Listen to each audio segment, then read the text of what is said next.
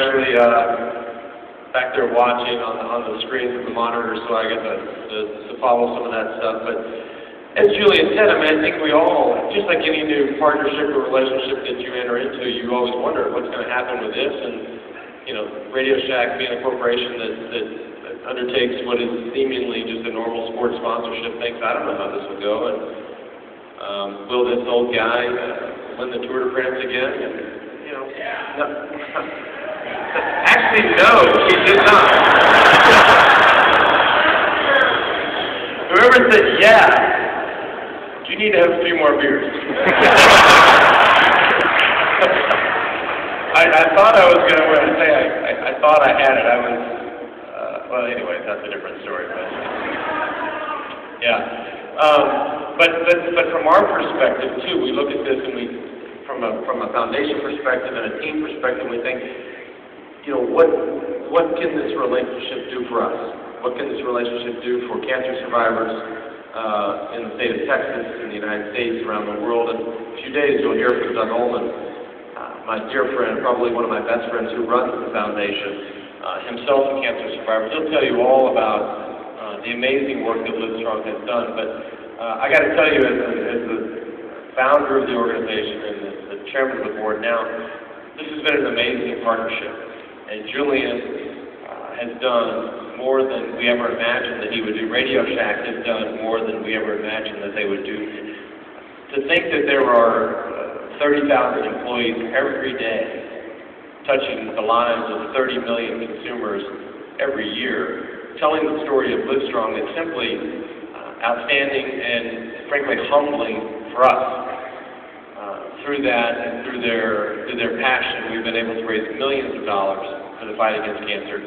One of the coolest things was that, and I don't remember, my memory is not that great, but when the earthquake struck Haiti, which was not that long ago, we all sat around and we've been very blessed at Livestrong to be able to raise a lot of money and have a ton of friends and resources.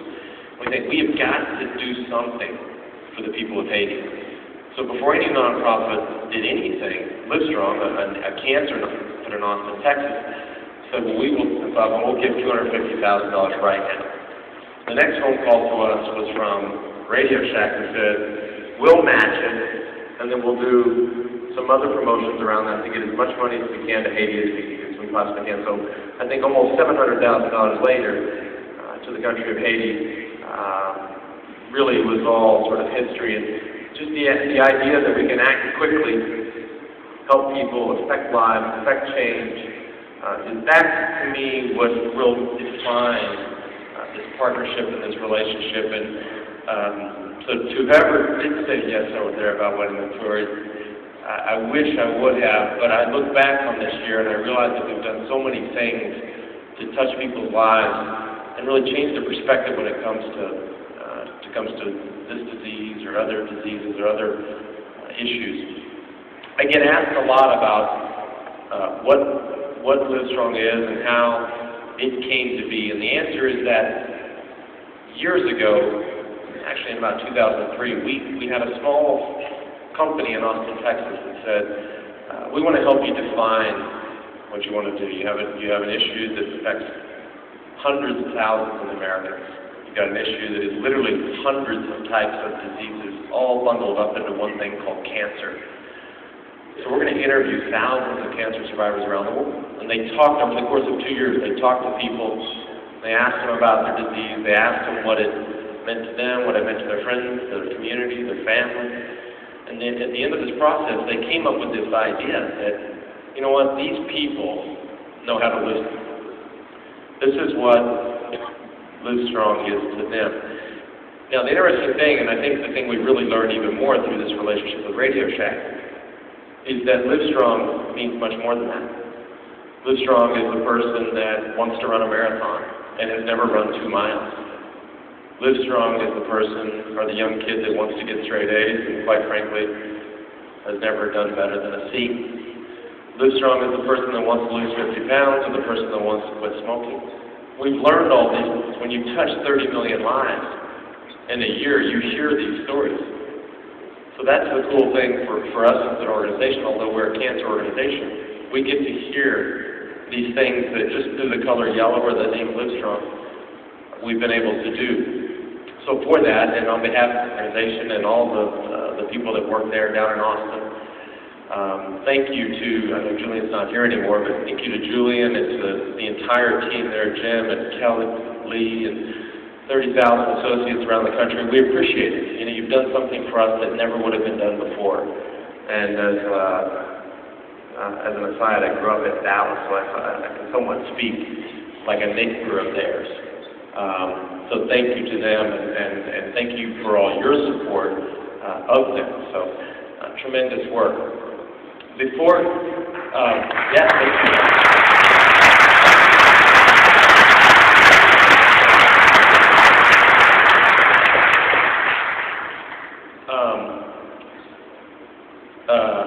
I feel like I should clarify that tour thing with this guy that said, yeah, because maybe he thinks, you freaked me out a little bit.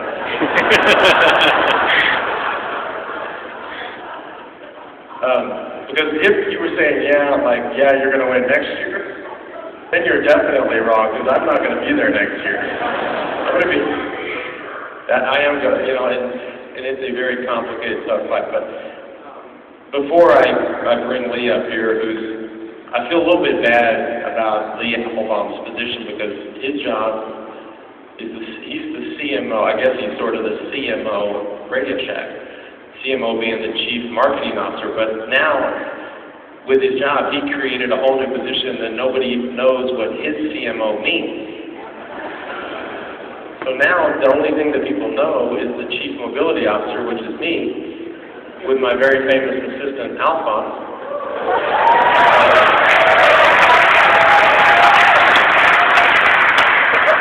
And this is when, had we been thinking, Alphonse would have walked out. But Alphonse ain't walking out tonight. Not that I know of, at least. The funny thing about it, I'm getting off track here, but the funny thing about those spots is for those of y'all who have ever watched movies or ever were a fan of Spinal Tap or Best in Show, Christopher Guest, who is really one of the true comedy geniuses of our time, directed all of those spots.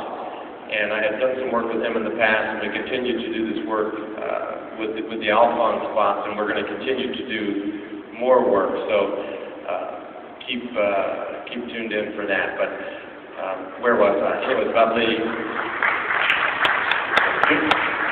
Before Lee comes out, there was a great story that I had. I left the hospital in 1996, and it's sort of it was a personal challenge for me at the time, and I think in many ways can apply to all of us on a daily basis, even if we're not dealing with cancer or anything else in our life. When I left in December of 1996, my doctor pulled me aside and said, I want to speak to you about the obligation of the cured. And I remember thinking, this is awesome. This is when he tells me that I have been cured. He's given me this special medicine, something that nobody else has got. And I'm going to walk out here cured. I don't ever have to come back. And I asked him, I said, are you going to tell me that I'm cured? And he said, no, I can't tell you that. I need to see in a month, and I need to see in 2 months, and in 3 months, and I probably need to see you for the rest of your life. He said, but the obligation of the cured is simply the way that you walk out of this hospital. And you can imagine, just like this room, there's two sides. That being one side, that being the other. He said, that side is a very public side. The other side is a very private side. Nobody will know you go out that side. Nobody will know you've ever been diagnosed. Nobody will know you've had a disease that's potentially humiliating or embarrassing or makes you nervous to talk about. The other side is very public. There's going to be a lot of people standing out there. They're going to know that you're a cancer survivor for as long as you live. You can't run from that. He said, it's your choice how you walk out of this hospital. And I said to him, Dr. Nichols, my oncologist, I said, you got a deal. And I'm going out that side. And at the time, in '96, I thought that there would be, I would be sitting on a plane talking to somebody about my experience, or a neighbor would be diagnosed and I'd go down and talk about my experience. I didn't know that I'd win the Tour de France 7 times, or I would have an organization like Livestrong that's done so many great things and represented so many things to so many people.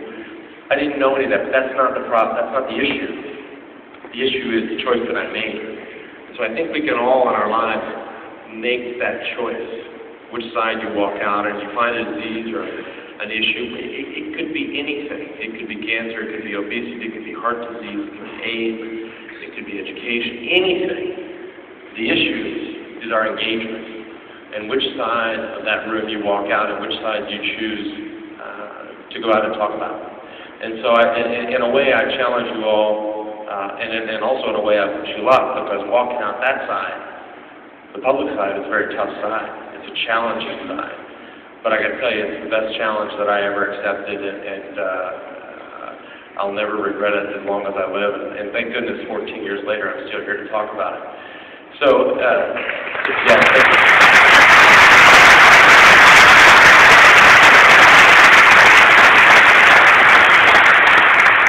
So, to summarize, thanks to RadioShack for helping us continue this dream that this world that we all know and live in every day, that is full of a disease like cancer.